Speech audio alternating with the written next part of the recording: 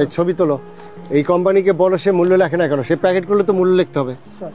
উনি যে 90 টাকায় বেচে, উনি 30 টাকায় কিনে 90 টাকায় বেচে নাকি 80 টাকায় কিনে 90 টাকায় বেচে, কেমনে বুঝবো? যে এই বিষ মিশানো না, কিভাবে বুঝবো? এটা আমরা চট্টগ্রাম থেকে আনি, ওইখান থেকে ওরা মাছি বসে না নাকি? পয়লা বৈশাখ থেকে খাদ্য মন্ত্রণালয়, বাণিজ্য মন্ত্রণালয়, কৃষি মন্ত্রণালয় মিলে সিদ্ধান্ত নিয়েছে প্রত্যেকটা চালের জাত এবং কোন কোম্পানির এইগুলো কবে প্যাকেট হচ্ছে, মূল্য, এগুলো সব লেখা থাকবে। চল, এটা কি চাল? এটা হলো চিনি গুঁড়া। চিনি গুঁড়া কত করে বিক্রি করে? এটা বিক্রি করছি 100 টাকা 90 টাকা। 100 টাকা 90 টাকা, এখন কম বললেন নাকি? না না, চিনি গুঁড়া লিখছেন 120 টাকা, আপনি এখন বলতেছেন 100 টাকা 90 টাকা। না না, 80 টাকা এটা কাটার, এটা আর এটা হলো 120 টাকা। আমি তো এইটার কথা জিজ্ঞেস করলাম। স্যার যখন জিজ্ঞেস করলো আপনি বললেন 90 টাকা থেকে 100 টাকা। পয়লা বৈশাখ থেকে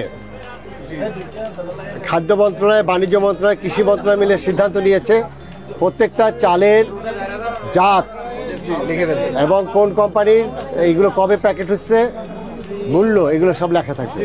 এই কাজটা কি ভালো হয়েছে না খারাপ হয়েছে? এই কাজটা খুব ভালো হয়েছে। কারণ সবাই এসে বলে যে আপনারা বেশি দাম নিচ্ছেন, আবার পাইকারিতে গেলে বলে যে মিল থেকে বেশি দাম, আবার বলে যে পাইকারিওয়ালারা বলে যে খুচরা পর্যায়ে বেশি দাম।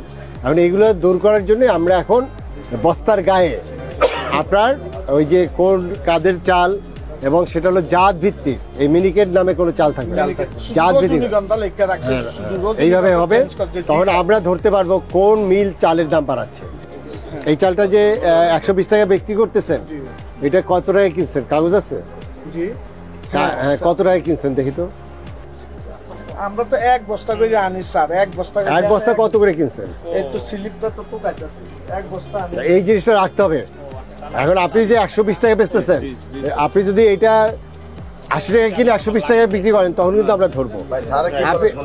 আপনি যত টাকা কিনছেন অবশ্যই আপনি লাভ করবেন।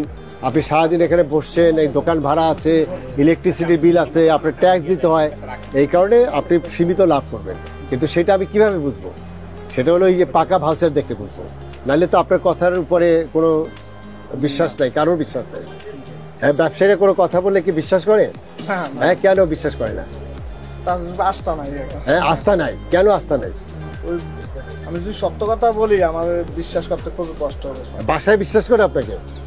হ্যাঁ, এই জন্য ব্যবসা কিন্তু একটা পবিত্র পেশা, কিন্তু আমরা সেটাকে নষ্ট করে ফেলেছি। ঠিক আছে, ধন্যবাদ আপনাকে। এই পেঁয়াজ কত করে বেচেন? হ্যাঁ, 70 টাকা, বেস্ট কোয়ালিটি। হ্যাঁ, আর রসুনের দাম নাকি বাড়ছে, কত করে? গত সপ্তাহে কত ছিল? এরকমই ছিল, কিন্তু নিউজ তো আসতেছে রসুনের দাম বাড়ছে। এটা কত করে বেচেন, কত করে? হ্যাঁ, 190 টাকা। কোথায় লেখা আছে 190 টাকা বেচবেন? শুধু 90 টাকা। শুধু 90 টাকা কোথায় লেখা আছে? লেখা আছে এখানে? তাহলে এই কোম্পানিকে বলবেন। তাহলে কেমনে চলে এটা? এইটা কোথায়, কোম্পানির ঠিকানা কোথায়? কুমিল্লা। এই এডি সাহেব, এই ছবি তোলো। এই কোম্পানিকে বলো সে মূল্য লেখে না কেন, সে প্যাকেট করলে তো মূল্য লিখতে হবে। উনি যে 90 টাকায় বেচে, উনি 30 টাকায় কিনে 90 টাকায় বেচে নাকি 80 টাকায় কিনে 90 টাকায় বেচে, কেমনে বুঝবো? তুমি এটা ছবি তুলে, এই যে কোম্পানি, কুমিল্লার কোম্পানি ধরো।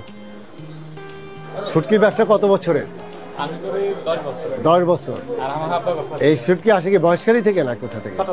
চট্টগ্রাম থেকে। তা এইটা যে এই বিষ মিশানো না, কিভাবে বুঝবো? এটা আমরা চট্টগ্রাম থেকে আনি, ওইখান থেকে ওরা মাছি বসে না নাকি? মাছি বসে, ওই মাছি বসে না। পোকার গায়ে আছে, পোকার গায়ে আছে এটার ভিতরে। না না, বস্তা দেখতে হবে স্যার, মটকা আর বস্তা।